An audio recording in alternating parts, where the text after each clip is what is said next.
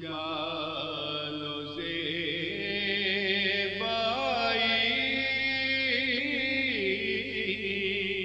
مالک کائنات نے روزے کا اجر خود دینے کا وعدہ کیا ہے اور اس مقصد کے لیے ثواب کمانے کے ڈھیروں ذرائع بھی پیدا کر دیے.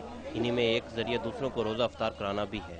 ایک مخیر شخص پچھلے 25 برس سے بادشاہی مسجد میں مفت افطاری کا اہتمام کر رہے ہیں، جہاں کسی تخصیص کے بغیر سب مل کر روزہ افطار کرتے ہیں. کچھ مخیر حضرات کی طرف سے بھی آتا ہے، وہ بھی برابر کا تقسیم کیا جاتا ہے. صرف جذبہ ایمانی اور لوگوں کی خدمت کے تحت یہ سب کچھ ہو رہا ہے. روزے داروں کا کہنا ہے کہ لوڈ شیڈنگ کی وجہ سے ان کے کاروبار تباہ ہو چکے ہیں. یہ افطاری ان کے لیے کسی نعمت سے کم نہیں. لائٹ کم کرن نہیں دے رہی کہ روٹی تے بہت مشکل پوری ہو رہی ہے تے عوام اے چیز انہاں دی مہربانی جڑی کہ افطاری کروا رہے ہیں. جو پیسے نہیں ہونے تو گھر سے کہا کہ لے کے جائیں گے، جو گھر پہ لے کے جاتے ہیں وہ مہمان آ جاتے ہیں، ان کو کھلانا پڑتا ہے. خود اس لیے ادھر آ جاتے ہیں، چلو یار کچھ بھی ہوگا پانی کے ساتھ کھول دیں گے، کسی کو تو نہیں پتا ہوگا. سب اکٹھے بیٹھ کے یہاں افطاری کر رہے ہیں اور بہت اچھا اسلامی ماحول ہے. افطاری کے منتظم کہتے ہیں کہ وہ یہ مقدس فریضہ ماہ رمضان کی برکتیں سمیٹنے کے لیے انجام دیتے ہیں، جو نہ صرف باعث ثواب ہے بلکہ اس سے غریب لوگوں کی پریشانی بھی کم ہوتی ہے.